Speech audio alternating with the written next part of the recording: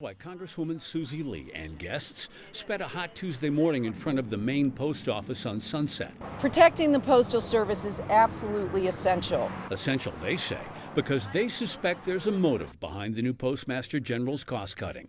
They say he's trying to sabotage mail-in voting to please his boss, the president. Well, listen, I mean, everything indicates that. I mean, you know, the stopping of the sorting machines, the directives to hold packages back. I mean, basically not allowing our couriers to do what they've been hired to do. Donald Trump has made no secret he thinks mail voting could lead to fraud, although experts say that rarely happens. Louis DeJoy, a big Trump donor, took over the Postal Service in June. Tuesday, he said his cost-cutting is on hold until after the election. He says the Postal Service will be ready to handle the volume of election mail it receives.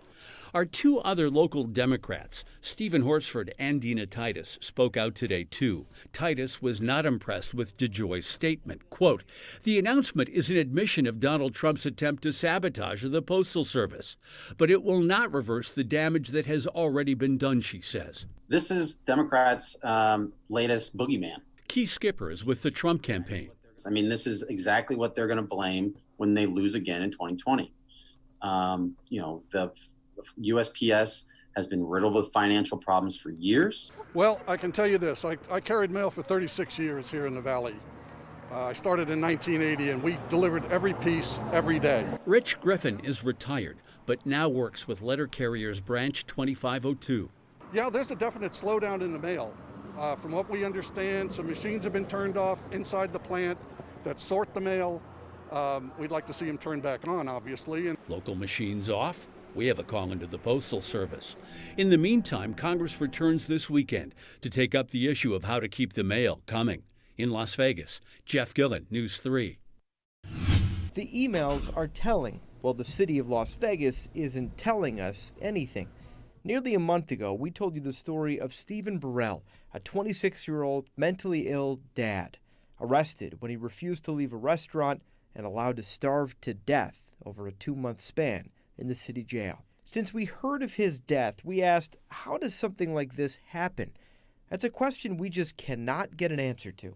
What's almost as shocking as Stephen Burrell's suffering is the absolute silence in its wake. The city, no comment. Every single council member, not a word. No anger, no frustration, no explanation. So we asked for emails. Maybe somewhere in that digital water cooler, we would get the most basic thing we were looking for, some emotion. We asked for every email that mentioned Stephen Burrell sent by a city email address in the week after our story aired. We got back more than 300 pages, and we learned something beyond the fact that city employees are shocked and angry. We learned the woman in charge of the jail, the woman who we have never been able to get in touch with, director of the Division of Public Safety, Michelle Freeman, won't be in charge for long. Do you think it's related for her departure? One employee writes. Sure enough, Freeman has announced her retirement the same month our story on Burrell aired. Some city employees were angry. Please share this story, one employee writes. This involves one of our own. This is one of our kids. Burrell's mom is a city employee. Heartbreaking. How did they do nothing? Wrote another. Other employees were worried about jobs, their jobs. This conversation between two corrections workers. He died in our custody, one writes. Is everyone going to be okay on that one? We don't know.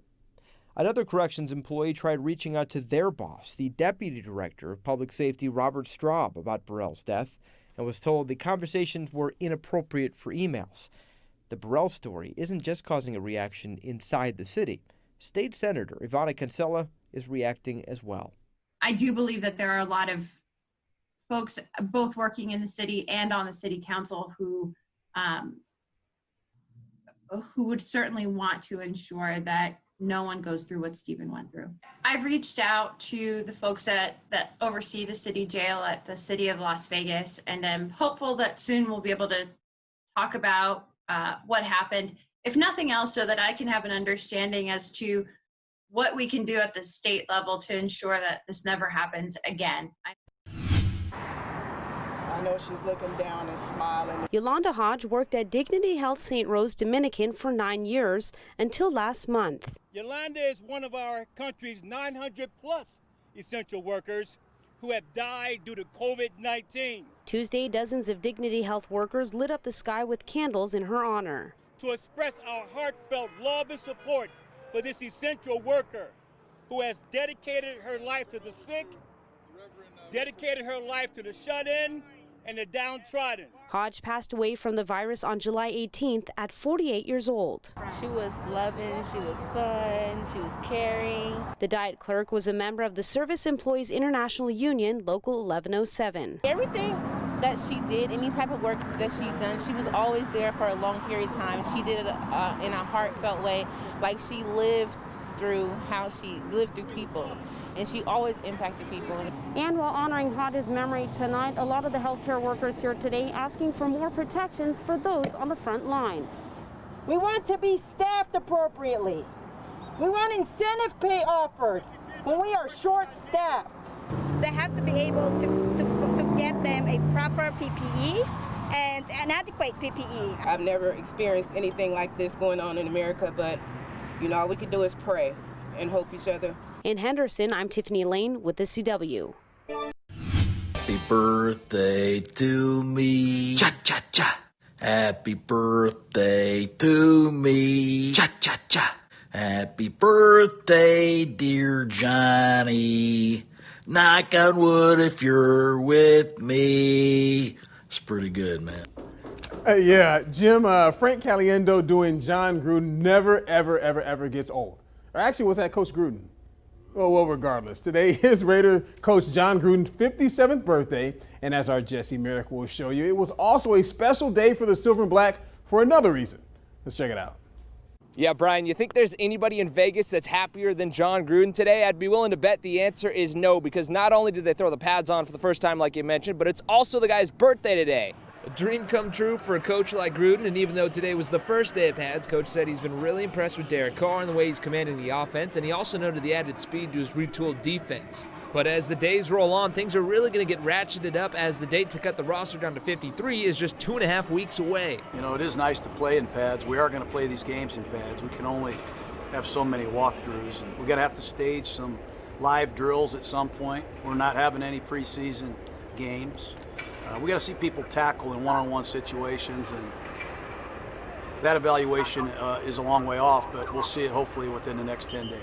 The competition definitely comes out when he put the pads on, and today Max Crosby told us UNLV grad Javen White was among the new guys that really stood out to him.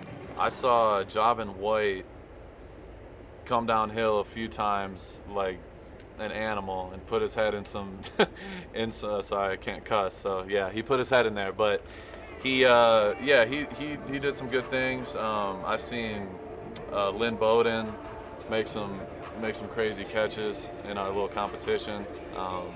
And yeah, the young guys look good. They're hungry. Damon Arnett's another guy.